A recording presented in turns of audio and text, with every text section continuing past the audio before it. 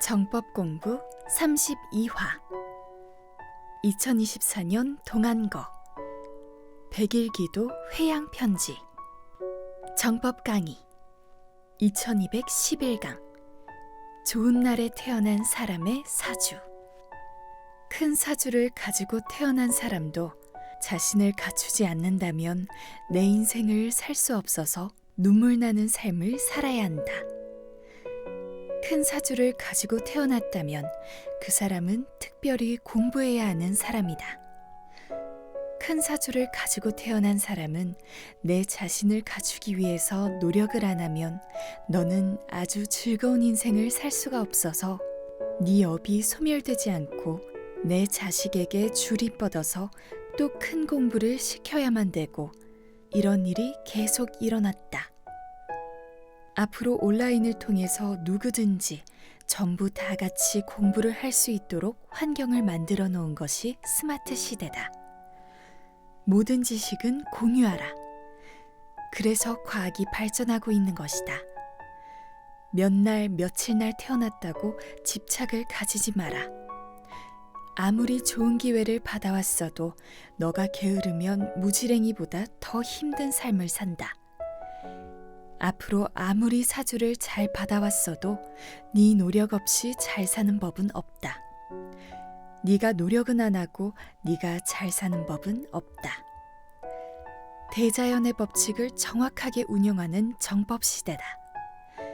이때까지 선천시대에는 팔자에 따라서 사주에 따라서 좋은 조건을 받을 수 있는 기회를 많이 받았지만 조건을 잘 준 것이지 너의 인생을 잘 살게 해준 것은 아니다. 돈이 아무리 나한테 많이 와도 돈을 쓸 수 있는 조건은 받았지만 바르게 쓰는 법을 모르면 너는 창고지기에 불과하다. 빛나게 살지 못하면 업은 소멸이 안 된다. 나에게 사람을 많이 주었다면 이 사람들을 지혜롭게 잘 이끌어서 빛나는 일을 못하면 너는 아무것도 한 게 없다. 내가 돈을 많이 벌었다. 그럼 천당 갈 수 있나? 하면 못 간다. 내가 대통령이 됐다. 그러면 천당 갈 수 있나? 못 간다. 대통령이 된다고 천당 가는 것이 아니고 대통령 자리에 가서 빛나는 일을 해서 만중생을 즐겁게 하라. 그러면 천당 갑니다. 천당 가는 조건은 내 앞에 사람을 즐겁게 해야 합니다. 내 앞에 있는 사람이 전부 다 하나님의 자식이고 나도 하나님의 자식이다. 너가 형제들과 가족들을 즐겁게 한다면 너는 천당 갈 수 있는 것이고 사람들이 괴로운 것을 보고 죽는다면 너는 천당을 못 간다. 남을 즐겁게 하지 않으면 너는 즐겁지 않다. 이것이 천당 가는 조건이다. 우리가 기운이 가벼워지고 해탈되는 원리가 이렇게 운행되는 것이다. 기업하는 사람들이 내 밑에 사람들이 많다. 그렇지만 그 밑에 있는 사람들이 즐겁지 않다면 지도자는 천당 갈 수 없다. 종교 지도자도 신도들이 즐겁지 않다면 천당 갈 수 없다. 사주가 좋다고 이때까지 판단한 것은 많은 사람들이 나에게 왔고 돈이 많이 왔다고 해서 사주를 잘 받아왔다고 착각을 했다. 사람이 많이 왔고 돈이 많이 왔다는 것은 이것을 빛나게 쓸 줄 아는 것은 내가 실력을 갖추어야 한다. 좋은 날에 기운을 크게 태어났다고 좋은 걸로 착각하면 안 된다. 큰 사주를 받아왔어도 너의 공부도 굉장히 힘들지만 노력을 해서 이겨내야 한다. 그 공부를 해냈을 때만이 너의 구실을 하게 되고 빛나는 일을 하게 되고 너의 기운을 마음껏 풀고 해탈할 수 있게 된다. 3년 공부를 하면서 이념을 세워야 한다. 이 말씀 하나로 공부를 시작하였습니다. 저는 20대부터 높은 위치에 가고 싶고 사장님이 되고 싶었던 이유는 육신의 피곤함과 물질의 압박으로부터 어떻게 해서든 빨리 벗어나고 싶었고 그 자리에서 주어지는 혜택을 누리고 싶었습니다. 그 자리에서 해야 하는 의무나 행에 대해서는 생각해 본 적이 없었습니다.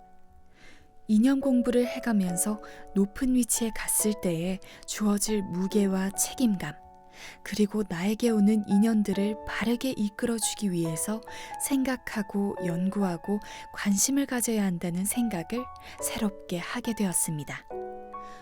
법문을 들으며 예전에 등산복 행사할 때 일이 머릿속에 떠올랐습니다. 그 당시에는 저도 나이가 어렸기 때문에 의지할 사람이 필요했고, 제 옆에서 저에게 잘해주는 사람의 말을 신뢰했고, 그 당시에는 제가 감당해야 할 일도 많았고 버겁기도 했기 때문에 이모님들 관리를 제가 의지하는 한 사람에게 모든 것을 일임하였고, 그분만을 신뢰했고 그분 얘기만 들었습니다. 속으로는 그냥 제발 알아서 해주기를 바랬습니다. 어느 날 나이가 있으신 다른 이모님이 저에게 이런 말을 했습니다. 채연이, 너는 네 일 외에는 관심이 없다고 하면서 주위도 좀 살펴보라고 했습니다. 그때는 그 말이 무슨 뜻인지 잘 모르고 지나갔는데, 지금 와서 보니 자꾸 그때의 일이 되돌리기가 되면서 생각이 납니다. 그때 내가 무엇을 놓쳤을까 하는 생각입니다. 책임자의 위치에 갔을 때 다른 사람들이 해주는 얘기를 귀담아 듣지 않았습니다. 내 생각만 중요했고 괜히 쓸데없이 쫑알대는 것 같아 귀찮았습니다. 저에게 힘이 주어졌을 때 달라짐을 느꼈습니다. 세상을 다 가진 것처럼 우쭐대고 건방져졌습니다. 말투도 달라졌던 것 같습니다. 힘이 생길수록 자세를 낮추어야 한다는 것을, 아랫사람에게 눈높이를 맞춰야 한다는 것을 몰랐습니다. 상대방 나이도 상관없이 위에서 군림하려고만 했던 것 같습니다. 하늘에서는 누리라고 그 환경을 준 게 아니고 일을 하라고 준 것인데, 그 자리에서 제가 해야 하는 일이 무엇인지 몰랐습니다. 반성합니다. 또 등산복 행사를 할 때 하루에 현금 매출이 1,000만 원씩 나오자 모든 사람의 눈빛이 변했습니다. 눈앞에 돈이 보이자 내가 정직한 사람이라고 생각한 사람조차도 눈빛이 변했습니다. 괜찮은 사람이라고 신뢰한 사람은 한 일도 없는데 대놓고 인센티브를 더 달라고 요구했고, 모자란 사람은 훔치듯이 안 보이는 곳에서 챙겼습니다.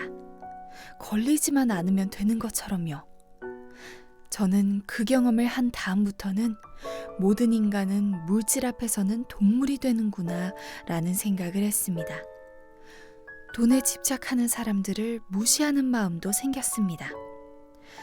그런 환경을 내가 만들었기 때문에 일어난 일인데, 나로부터 시작된 일이고 근본적인 문제는 나에게 있었던 것인데, 그 사람들을 속으로 많이 비난했습니다. 공부를 하면서 이런 상황들이 일어나지 않게끔 하는 것이 내 일이라는 것을 알게 되었습니다. 문제가 일어나지 않게 인연들을 좋은 방향으로 이끌어주는 것이 저의 일이라는 것을 알았습니다. 화가 나거나 비난하거나 서운한 마음이 드는 것은 내 실력이 모자라서 생기는 부작용들에 대한 감정들이라는 것을 알게 되었습니다. 내 앞에 있는 사람에게 솔선수범하는 채연이가 되겠습니다. 앞으로 나에게 오는 모든 인연들을 즐겁게 해줄 수 있는 채연이가 되도록 노력하겠습니다. 공부할 수 있는 기회를 주셔서 하나님 감사합니다. 천공 스승님 존경합니다.